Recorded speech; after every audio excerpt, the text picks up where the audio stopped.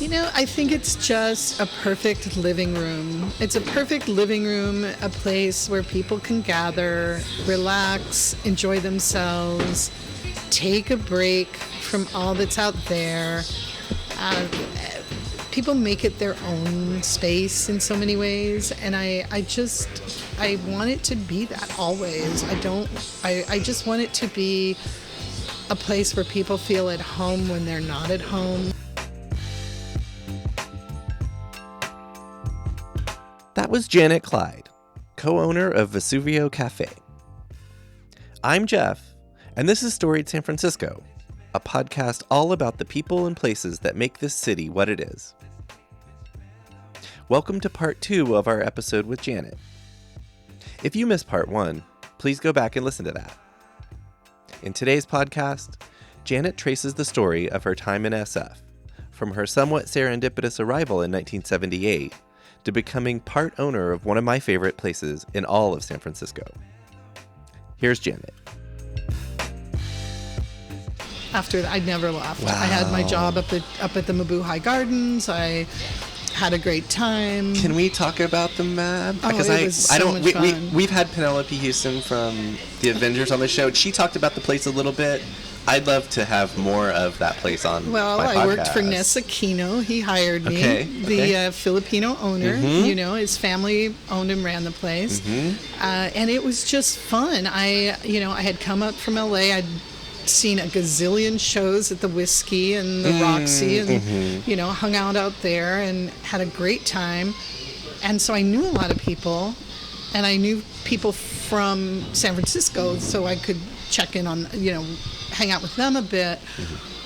But I got a job right away, and it was rolling pretty good. So it was great fun, and I ended up... Bartending, did you say? Or cocktailing. Serving, yeah. No, I was cocktailing, and then I was living at the Basque Hotel at 15 Romolo. I had a place up there right away. Yep. It was really cheap. Food was really cheap. Money was great. You had a life. Oh, it was fabulous. Just I had a right great there for you. time. Yeah. I dropped right into an excellent situation. Worked there for a while, had a great time. Was a bit of a schoolgirl, so I couldn't hang out. I was a bit of a schoolgirl. Were you going to school? I was not, but I was a very lightweight, so I couldn't hang out. Okay. I would work and go home. And so then when everybody partied too hard and nobody showed up at work, I was there. Right. I would be there. I would be that one. And so You were disciplined. I was lightweight. Oh, just a lightweight. Just a lightweight. It was more practical than I wanted to have more fun than I was actually physically capable of having. Wow. Okay. So anyway, I decided that I needed to do something besides cocktail, just because. And so I started to bartend up on Grand Avenue. And where was that? Up at the Coffee Gallery, actually. Oh, same place. Yeah, the Coffee Gallery hired me, and I opened, but it was not glamorous. It was 6 a.m. It was a bunch of people who'd been up all night, and people going to work in the morning, and it was just, kind of rowdy and wild. And the owner, the manager of Vesuvio, lived across the street, walked by every day, and saw me opening, and when they needed someone here, he reached out and asked me to work here, and that's how I got my job here. When was that? It was in 70... Oh. It was in 79. Just right after you got here to San Francisco. No, not right after, but pretty... But within a year or two? It was, less than a year. Less than a year. That's pretty... It was actually... Yeah, I started, it's really funny because I also worked at Vanessi's restaurant, cashiering. I opened here. I worked up there. I had, people do, you had a few here, a few there. And so I didn't really have time to go back to school. I'm going back to school or I got to figure something else out. Right. But I stayed really busy in this business. And then as time went by, I was incentivized to work more here. Okay. So I ended up being able to make a pretty good living here, but it took a while while I was doing other things. Right. And so I loved it, though. It was a great time. It was when I opened this bar, it was full of merchant seamen who were retired and living in these hotels. They were called the Dawn Patrol. They were D-A-W-N? D-A-W-N, or the Dawn Patrol. And I was always told in the winter, turn on the heat, turn it up. Yeah. Because these guys were coming out of these SRO hotels and didn't have heat. Right. And they got up early. They'd get up at like 4 and then were waiting for me at 6 to open the bar. So y'all were 6 a.m.? Oh, yeah, we were at 6 a.m. And I worked 6 a.m. to 10 a.m. because they didn't have any women behind the bar for a long time. It took a while. And I was the first one who was hired to work after, later in the day. And okay. Yeah. It was very chauvinistic on the male chauvinist side there. Yep. But women were still empowered, which is really kind of interesting. Like you could definitely set boundaries. There were never any, women were empowered in this bar. And the cocktail servers here are no joke. Yeah. To have this bar full and rolling and being, no joke. No joke. Joanna spoke to that a little bit in her experience. Cocktailing here is a real job. Yeah. And anyway, it was too hard for me. It was too hard for me. I couldn't cocktail here. Well, when she was telling the story, I just was imagining the stairs. Oh, and not just the stairs. It's a lot of people, and and the bar was the bartenders are busy, and it's just a lot. Yeah. And we would have to do everything. There were no POSs. Nothing would do your math for you. You had to count everything. You had to make sure it was right. So 2 people were counting all the trays. No credit cards. Yeah. You're paying as you go. You had to pay as you go. There's no credit. There was no waiting. The bar.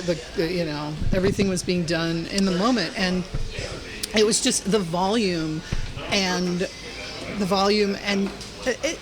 speed of things just takes a strong, smart person. And anyway, I wasn't that person. So you're behind the bar. So I went behind the bar where it was much more handleable for me, and fun, just great. So when you were now backing up a little bit to when you were talking about the aesthetic of the place and Shawn O'Shaughnessy and how much he contributed to it, I was wondering, I think you said that came along in the 60s or so. It was in the 60s, the very early 60s. I'm just wondering how much. No. Wrong.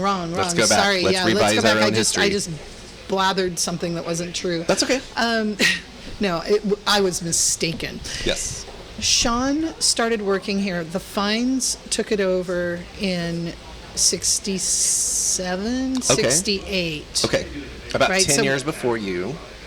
Yes, and it was Shawn was hired by, but he had been working he went to school and was working all around the neighborhood before that. Okay.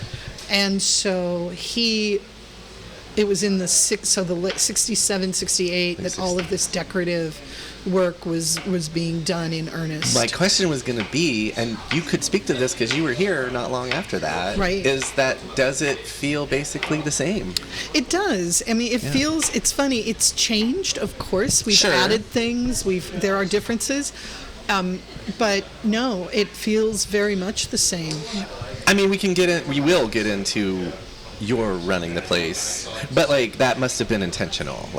It looks and feels a certain way. Let's keep it more or less that. And that really speaks to Ron Feins' aesthetic and discipline, actually, not to chase trends, right? And to really understand what Vesuvio is and the importance of keeping it as it is. I love it. To keep it true to its historic artistic roots and not change it. Not, again, the discipline not to chase trends, because that's the fastest way to go out of fashion, is to follow the fashion. Correct. I love it. So he was not, and there's no room for it either. The bar is exactly what you see. It can't be reconfigured. Right. It's historic, and is it landmark status? It is not, but it's historic. The legacy business? We are not officially a legacy business yet. It doesn't need to be. But we are definitely, we can't change anything. There's a responsibility, I believe, to the community here and to the history and legacy of the place. Again, Ron Fein really promoted and supported artists. He bought art from them. He paid them to work. He just invested so much into the look and feel of the place that it would just be disrespectful not to honor that. And fortunately, his son and daughter still feel that way. And it's how you create something that stands the test of time and stays unique.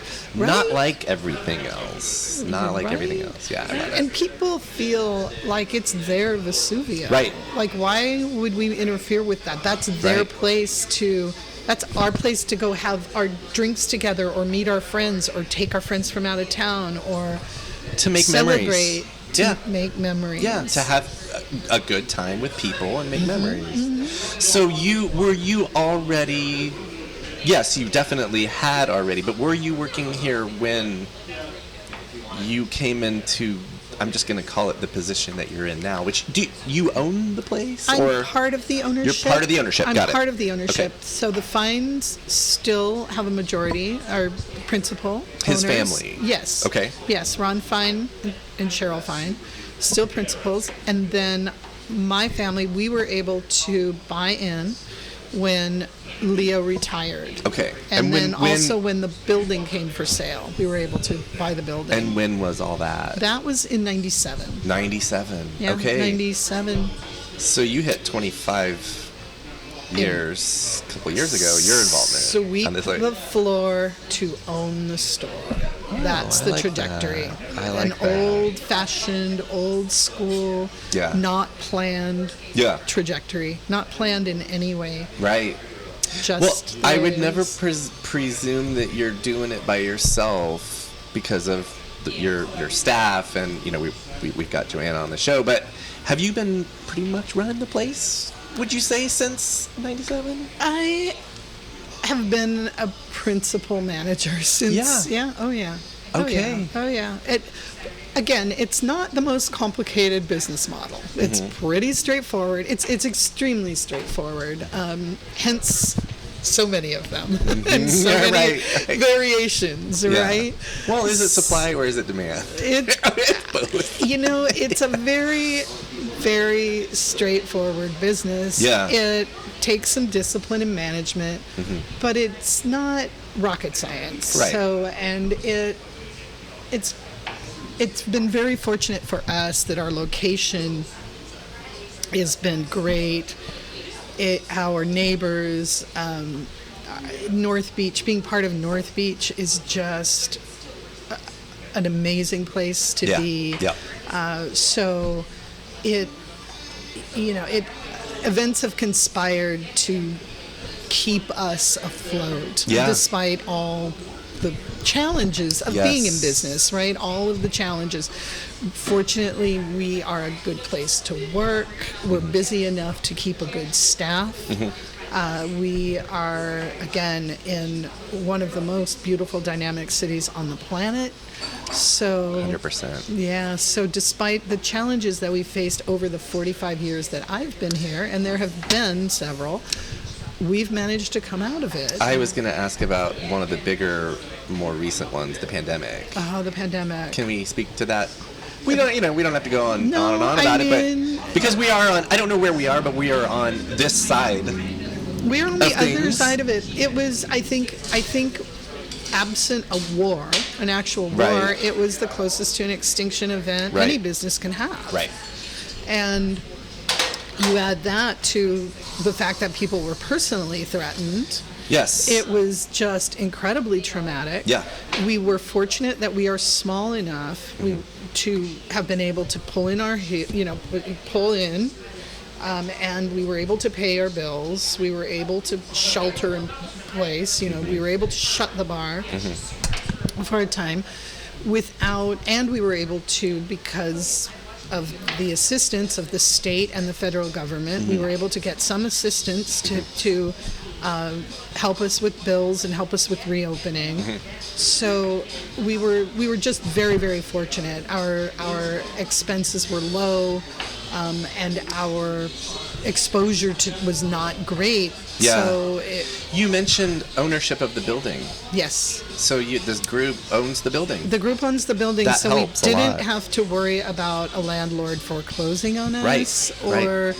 or making us pay rent during the closure. We did have bills that we had to pay during Sure. the closure, of course, Sure. and nobody got paid, but we didn't have to worry about a third party Right. coming in, and that was extremely valuable Yeah. to us. Yeah.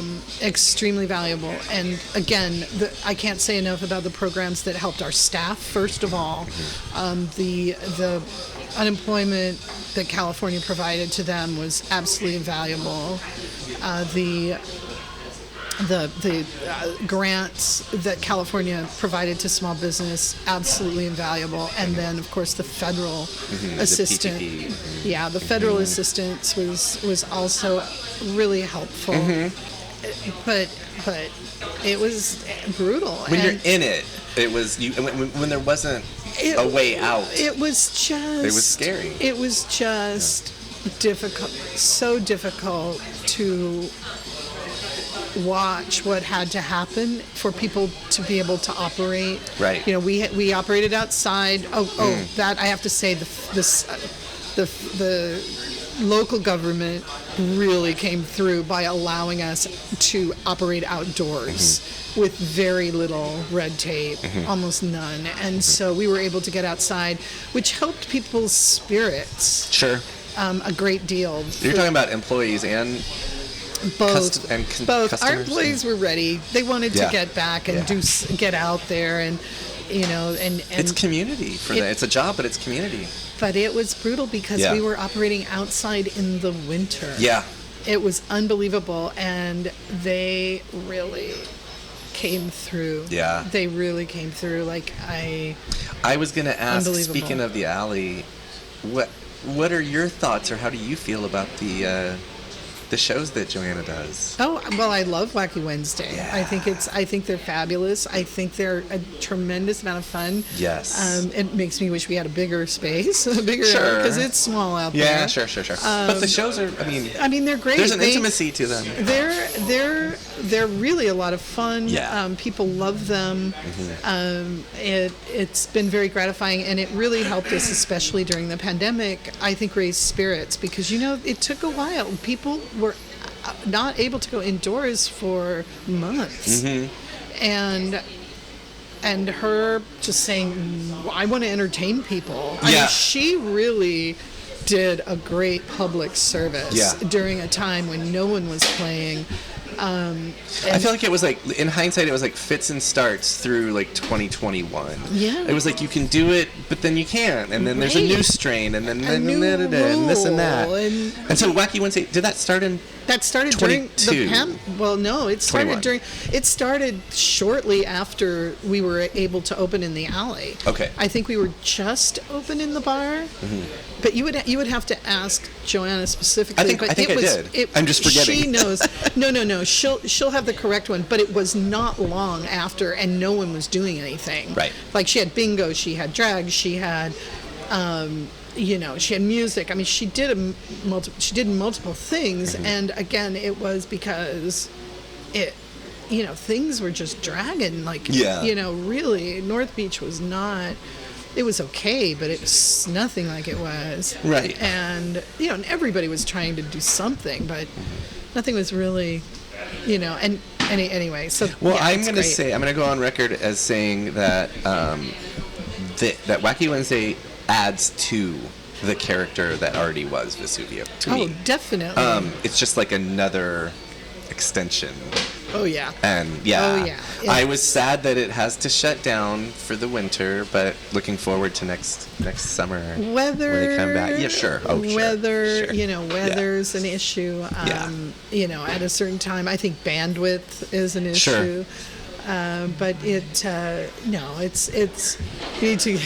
we we need to give it a rest. It's definitely, but it's been great fun. So much and fun. And our Wacky Wednesday costume party, just a ball. Yeah. It brought a lot of people. It was really great. It brought a lot of good people in, new people, and also, what is music, right? It's our poetry. It's our way of talking to each other. It's culture. It is, and I think people who are performing really, really appreciate it. And so I did see a photo from last Wednesday. What was that, 2 days ago? Yes.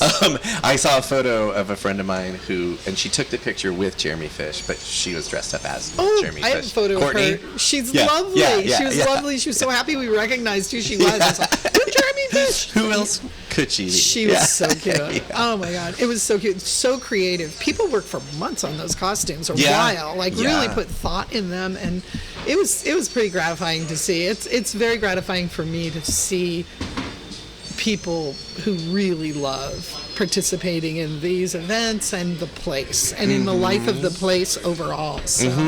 You've spoken to what this place is and what it kind of always has been, what it's become, how it's changed a little bit. I guess, what does it mean to you? What does the place mean in your life and in the life of San Francisco? I think it's just a perfect living room. It's a perfect living room, a place where people can gather, relax, enjoy themselves, take a break from all that's out there. People make it their own space in so many ways, and I want it to be that always. I just want it to be a place where people feel at home when they're not at home, where they feel it's their local when they're not at their local. I also want it to be a place that inspires people to think about what they want around them, what kind of spaces, what kind of venues.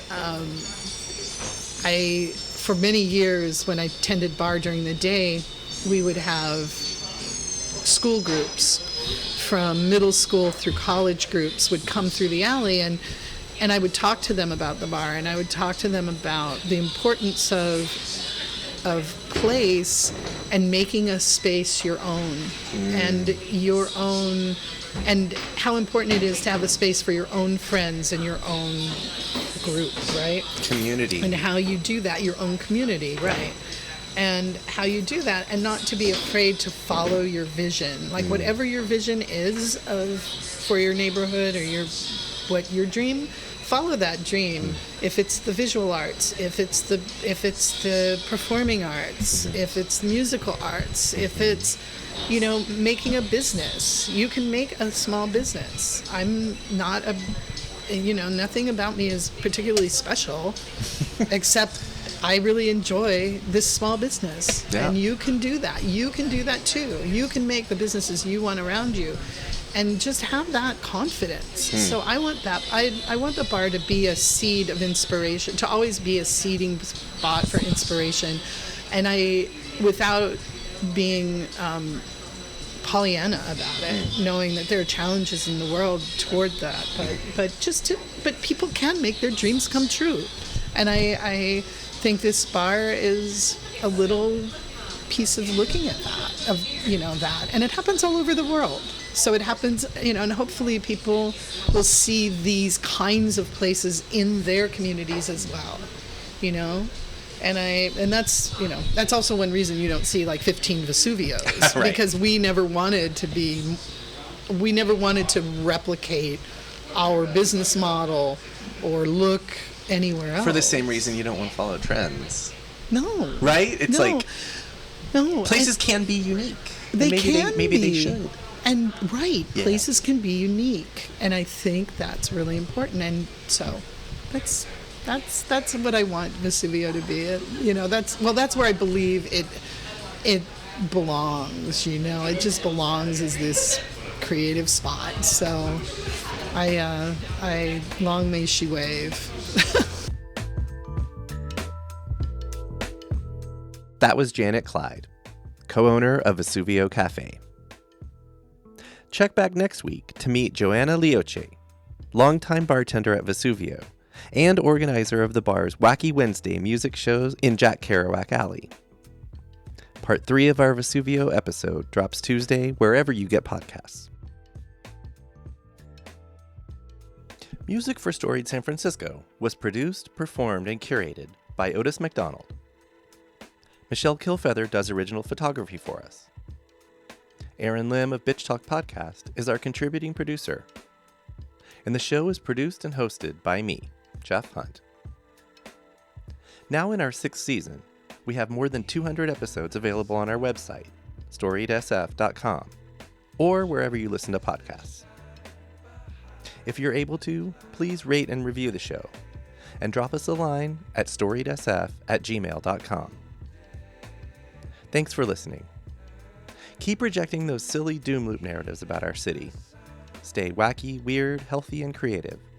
And we'll see you next time on Storied San Francisco. We acknowledge and respect the first humans of the unceded land we call San Francisco, the Ramaytush Ohlone.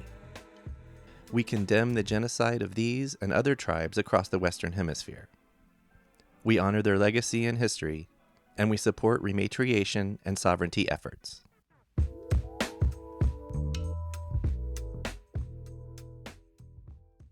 This podcast is a proud member of the BFF.FM podcast network. Learn more at podcast.bff.fm. BFF.FM, best frequencies forever.